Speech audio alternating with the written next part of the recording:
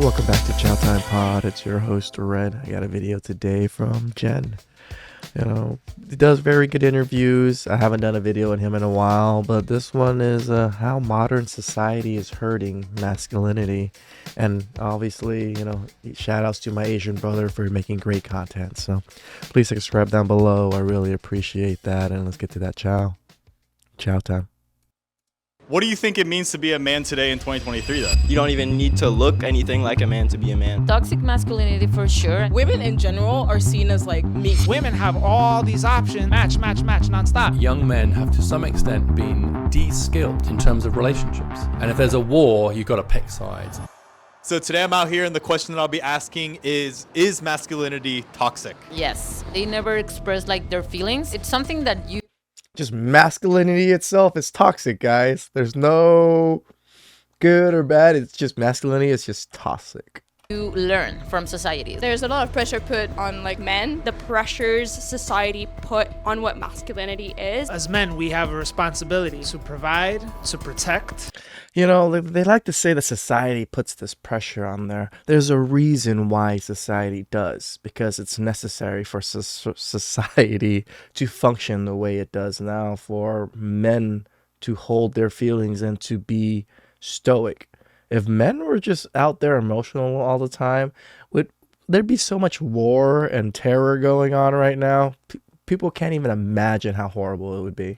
And to profess. I think that's what's most toxic, and we don't allow people to kind of define that for themselves. Oh, I need to be a strong and masculine man because I want people looking at me and get women and whatever. I think that's toxic masculinity. No, it is not toxic. I believe that masculinity is needed today. When I look at people my age, like it's all about toxic masculinity. And I would just say that that's not like a good message to send. The classical There you role go. of men is not like sustainable today.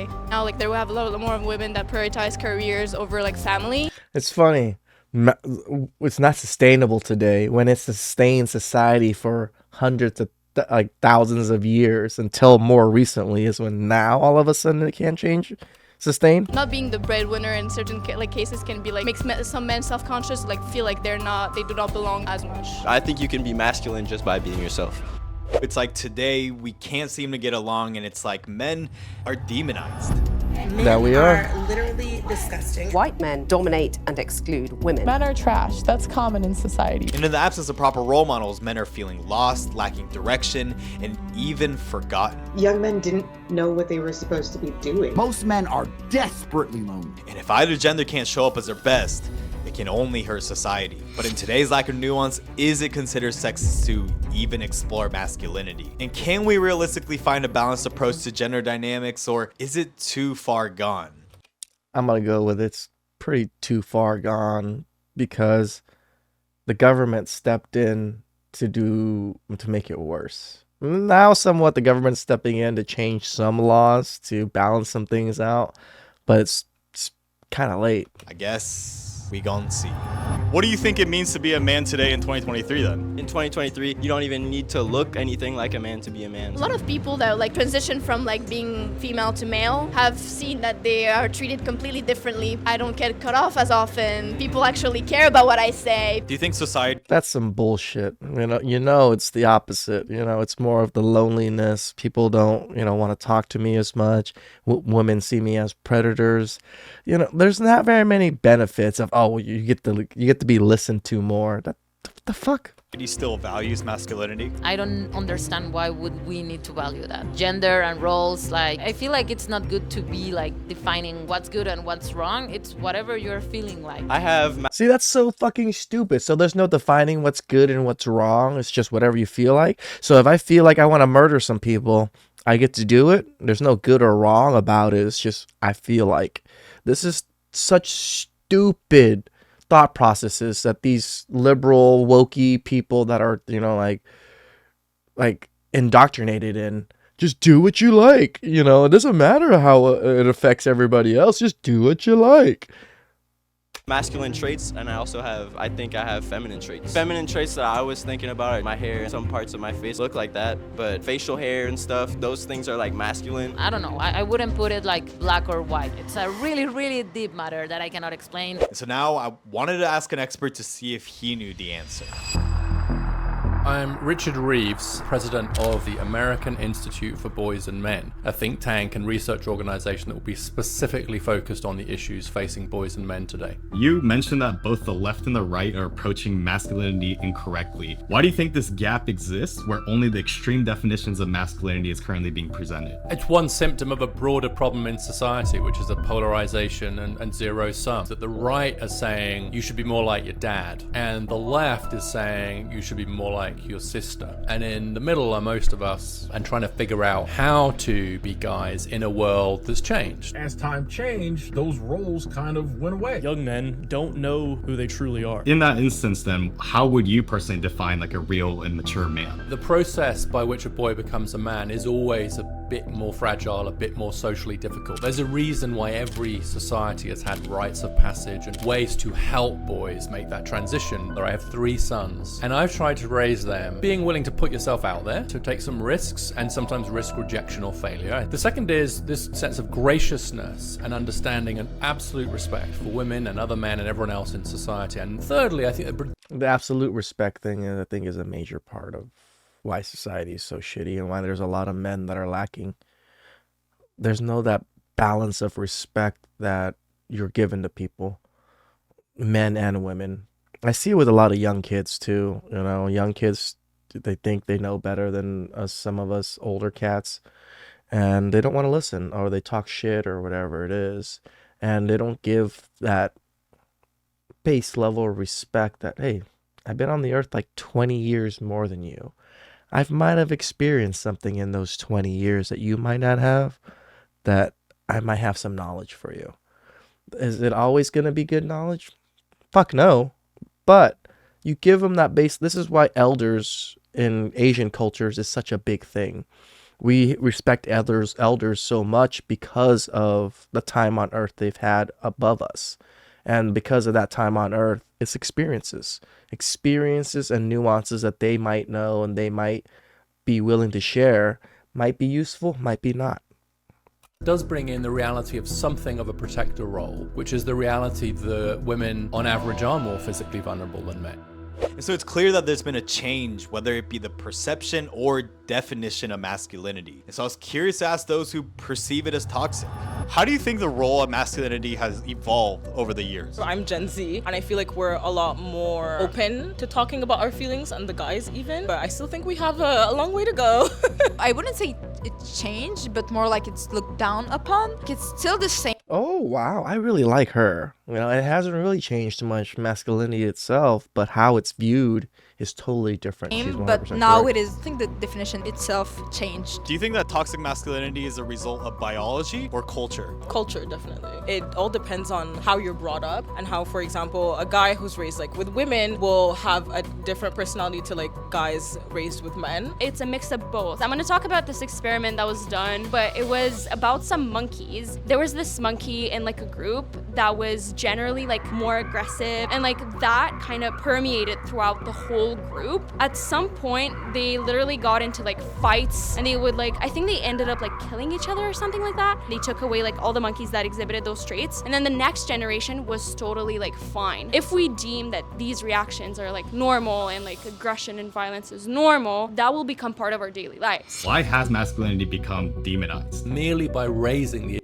I don't think we let people become violent and murder people like that as mass as the way she makes it seem. Issues of boys and men. You put yourself in a particular tribe, and that's the tribe of people on the alt-right, in the manosphere, and therefore against the other tribe, which is the tribe who are worried about women and girls. And if there's a war, you've got to pick sides. And I think every aspect of that is wrong. There are all kinds of challenges facing young men and young women that are different as well as overlapping, and that most people are perfectly capable of holding two thoughts. Because today the message that is traditionally spoken to men has shifted, and especially in the media. And the controversial Gillette We Believe ad in 2019 was a perfect example. Is this the best a man can get? It's been going on far too long. The ads also address issues like bullying and sexual harassment in a way that seemed to portray masculinity as a whole as violent, sexist, and toxic. This is exactly how a lot of women view men and masculinity. Is exactly how that ad portrays it. And the ad just kind of permeates more of that thought process to more women. They really think that men are just out there ready to rape and pillage whenever, people aren't looking. It's really dangerous. It's like an anti-masculine Gillette commercial. It makes like every man look like a misogynist piece of shit.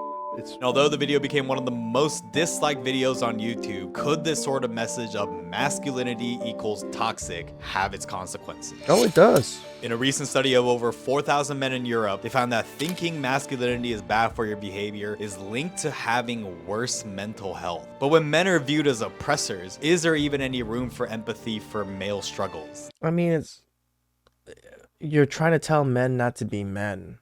The things that are innate in men that are not innate in women, you're telling them that it's wrong and, you need to suppress it or you need to stop it. Of course, young men are going to be confused as fuck of what to do. The urge inside of them tells them they want to do this, but society, like the rest of society, is telling them, no, you're bad for doing that or wanting to do that. How can they navigate so easily? And so I was curious on what the streets thought. What do you think are some of the challenges that men are facing today?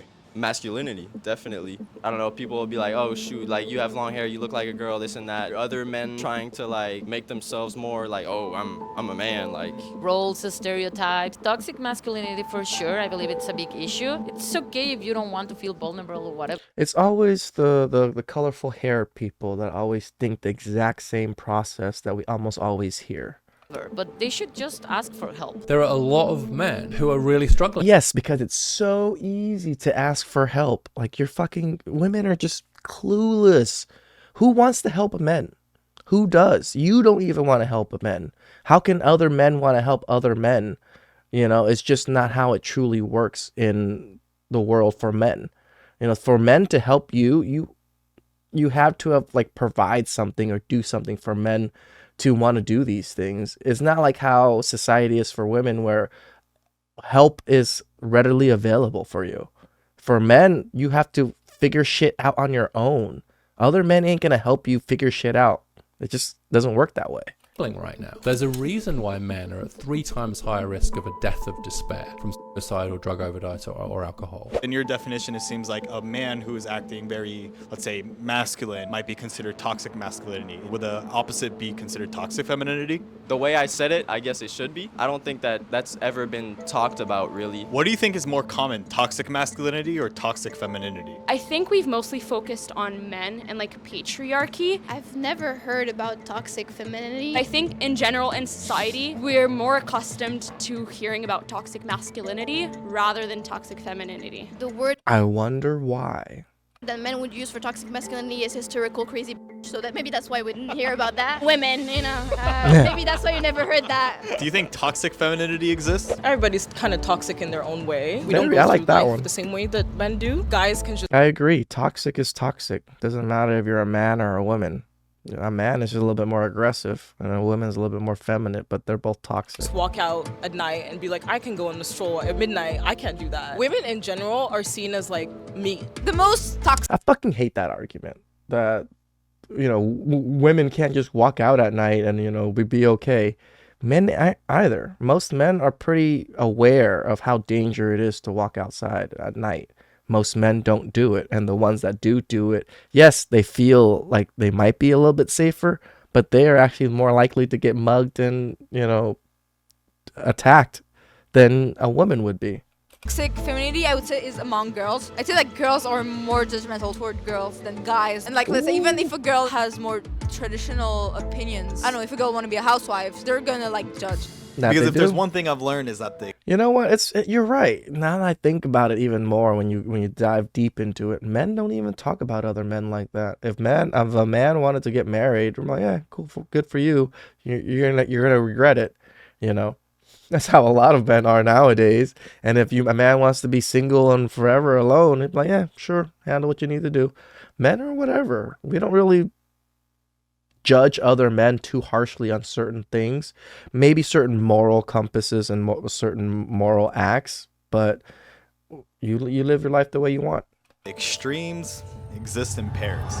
We need to all men. Phrases like all men to men are trash and patriarchy generalize males as privileged, abusive, or even scum. When we say it's all men, truly, it is all men. And as of November 18th, 2021, the fact that searching all men on Twitter resulted in 87 profiles, while proud misandrist yielded 26 profiles, suggested that not only are people promoting such views, it may also be becoming more socially acceptable. This is an assault on all men. I think men in general will have to be a bit kind of snowflakey. And it's even happening to the youth. At a school assembly in Broward College in Australia, all male students were told to stand up and apologize on behalf of their gender for collective ills such as sexual assault. You're having little boys that have never done anything in society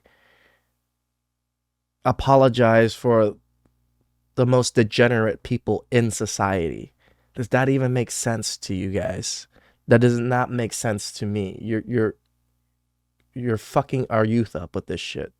And although the justification was in response to growing concern about treatment of girls at the school, girls were left feeling exposed and upset, while boys were made to feel guilty for being men. And as male student Vinny stated, we had to apologize for stuff that we didn't actually do. One boy came home and he said, "Mum, I'm not a rapist. Why have I been forced to apologize for this?" And in an era where we're encouraging boys and men to be more open, it becomes challenging for them to actually do so when they're still receiving messages that their feelings and perspectives aren't really that valued. And if expressing even slight sensitivity about the male experience is viewed as invalidating the female experience, how can we ever expect to establish healthy communication? And so to feminists, it's a zero-sum game. If the men are being, propped up and being, praised, they're losing ground on the women's end. So they can't have that. So this is why everything has to be revolve around women.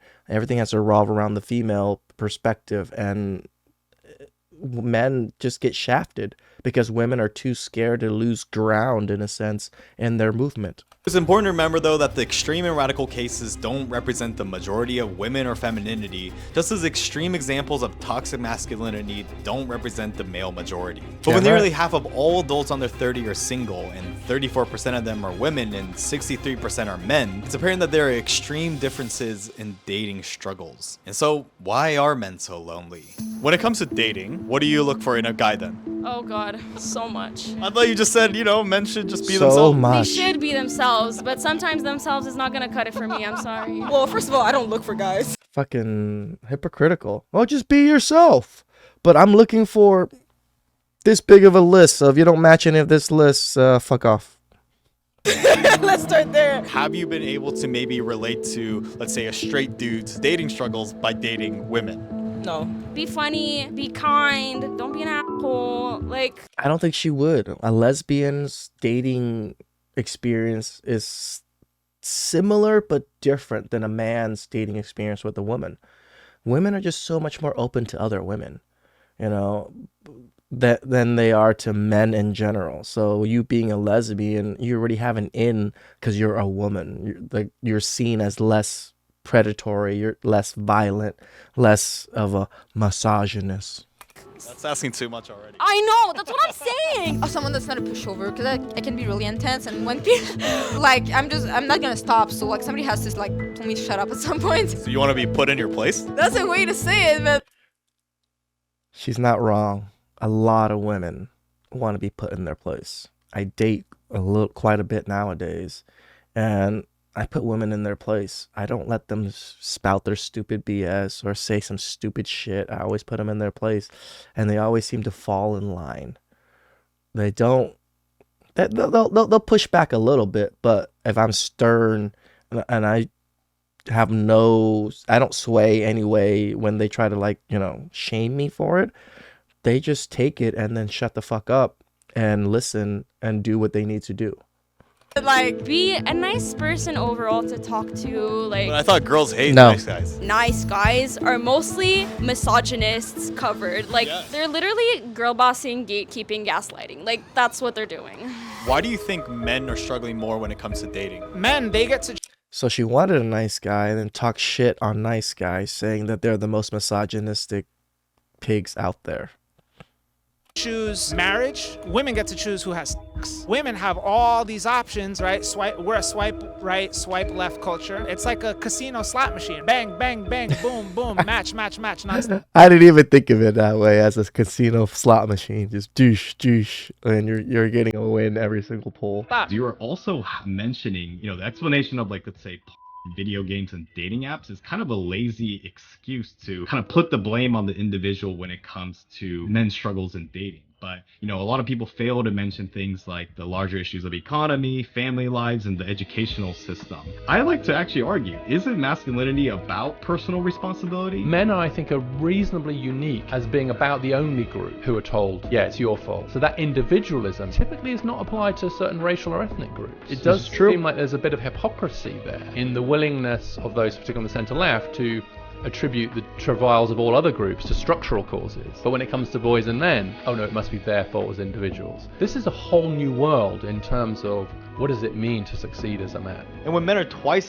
Damn, that was a good statement. When it comes to men and boys, it's our fault. But when it comes to other races, other groups, and whatever it is, it's society's fault, it's racism, it's whatever its fault instead of their own. But we're the only ones that are held accountable for our own actions and non-actions. Whatever happens in society is our fault. It's as likely as women to give up dating altogether. Some men are starting to go their own way. Yep.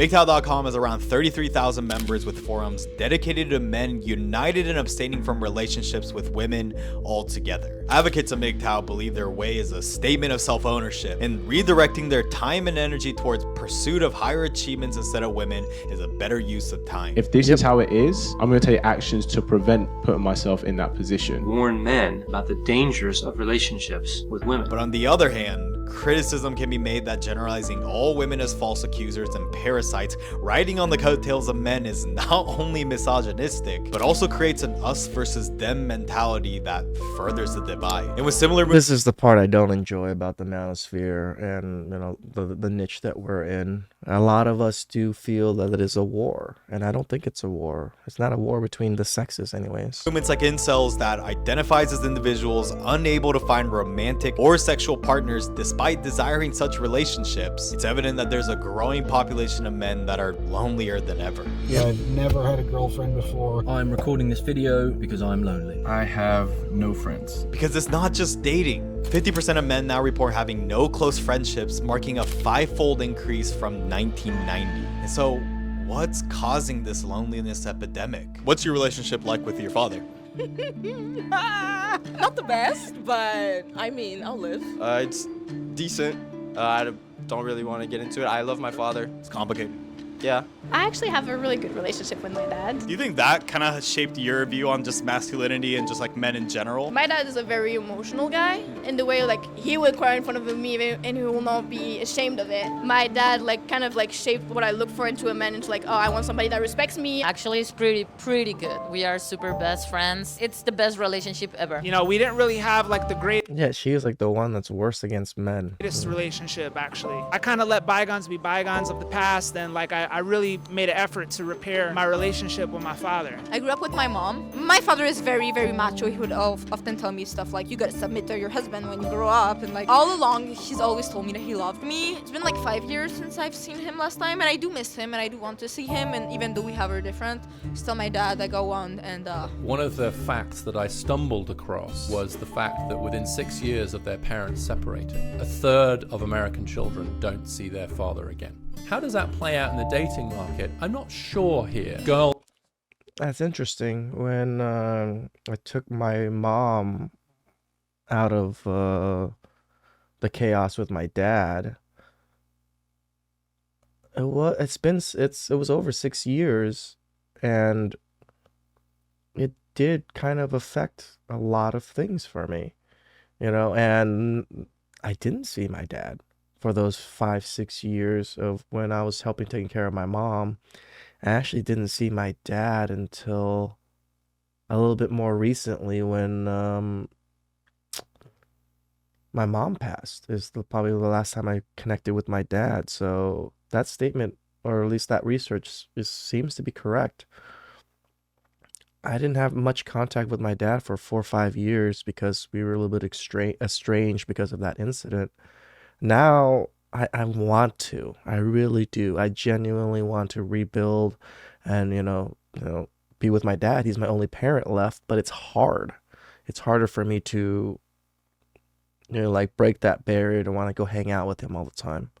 Girls who have good relationships with their dads when they're 16 have better mental health in their 20s and early 30s. It is clear that young men have to some extent been de-skilled in terms of relationships, and no curriculum can replace just watching how your dad behaves as a man. And that direct form of learning is crucial. And when 1 in 4 young people claim that they lack positive role models in their life, is this a direct result of the fatherlessness crisis? I think so. For generations, fathers served the role as role models for their children, and those who experienced this bond from a young age showed higher problem-solving, cognitive skills, and better performance in schools. Parental involvement is the key to their child's academic success. Children who have both parents are more likely to be emotionally, educationally, and also behaviorally more prominent. Because even without a present father, young men could still find these male role models in domains like schools. But with only a record low 25% of teachers being men, and even fewer entering new teaching programs, there's limited access to male role models than ever before. Male teachers are still a minority in your child's classroom. You know what? One of my favorite teachers was a male teacher. My history teacher, Mr. Lynn Thompson. Probably one of the best teachers. Acted, he would act as different characters and do different accents for history class. He taught me so much about being a man, so much about, how men act, and just I didn't even teach me. He just did things. And I viewed what the things that he did and just how he carried himself. He never said, "Oh, this is how you be a man." No, I just picked these things up from his actions and how he carried himself. Teaching is just not a male profession. You need to go do something else, something more masculine. And while some research suggests that the gender of a role model might serve little importance for young people, evidence shows that men are falling behind girls in education. Despite previous inequality, now for every 13 girls who enter university, only 10 boys do. And so it's increasingly hard for people to find male role models in person. It's clear that there's a gap to fill. And so who are men turning for guidance? Who would you say is the positive male role model? I have no clue because to be honest, I don't have any role models. I can't think of a role model for male role model at the moment. For sure not Andrew Tate, We can say Andrew Tate what it is, right? We see the people who are in the extreme limelight. If negative things are happening with those people, that tends to reflect the dichotomy. It just so happens that the negative stuff tends to get shared a lot more, and that ultimately shapes, how the things get perceived in society. What do you think has caused this rise in digital father figures, as you put it? The search for an answer to the question of how should I be in the world today? What does it mean to be a man today? And then you get a figure like Andrew Tate. Sitting here telling men to cry more, it's okay to feel this way, that way, etc., and have no self-control. That is why we have the problems we have in the world. Very straightforward, simple answers. And that's, of course, very attractive. One thing we can be sure of is the average 16-year-old boy likes to be countercultural. And so it's clear that over the years, what a male role model looks like has evolved. But why is it that one gender has been able to adapt better than the other? Women have done a better job of, let's say, incorporating masculine traits, whereas men probably haven't done as good of a job of, let's say, incorporating more traditionally feminine traits. Why do you think this is? Because masculinity is necessary, way more necessary than femininity in society.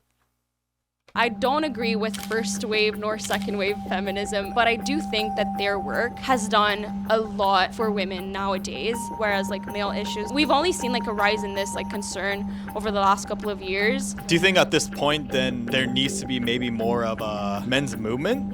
If that's what it's gonna take, maybe. This whole women starting to work, it didn't work for women because they both don't need each other anymore. She picks up these masculine traits over time, fighting in the corporate world against men for top positions in companies. You have this kind of weird thing where men can't be emotional and vulnerable. Women, they kind of have to get tough and hardened if they want to pursue that path of careerism. And it's where are we at? How do we balance it? The problem is that we're still in a society where a lot of those more feminine occupations tend to get less status. The denigration of, quotes, women's work has been to make it even less likely that men are going to want to do it. And then by extension, if we don't... Damn, that actually makes sense. Yeah, the denigration of how we view certain positions that are women only work makes it so it's harder for men to want to join those fields. Why? Because it's viewed as feminine. A teachers very well, and that also makes it harder for men. If we want more men to do more women's work, then we'll have to elevate women's work. And for a small tribe of 20,000 Yeah. in Central Africa, they seem to have found the balance.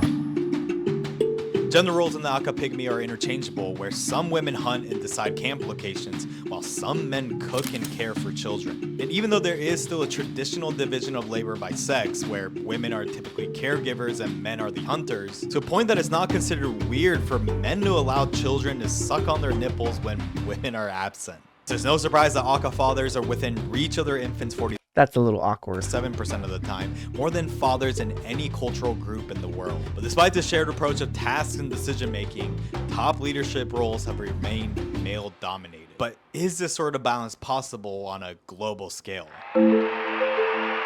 Because even with K-pop's global popularity challenging traditional standards of masculinity with elaborate outfits and made-up eyes, it's interesting to see that South Korean culture as a whole remains highly patriarchal and heteronormative in many ways, and that the blurred lines between masculine and feminine presentations in K-pop don't always translate to other aspects of life. The country has a new president now. Mr. Yoon is a self-proclaimed anti-feminist. He wants to abolish South Korea's Ministry of Gender Equality. Because even though economic change has brought forth greater gender equality and a break from traditional roles, with over 2 out of 5 American households having a woman breadwinner, has also challenged what fathers are traditionally for. Because with blue-collar jobs disappearing and some men lacking guidance to advance mentally, educationally, and sexually, a healthy society will depend on both genders thriving. And so, how can more men adapt and create a new future moving forward? What benefits will there be to society when men are doing well? Well, the downstream effects for women and children will be huge.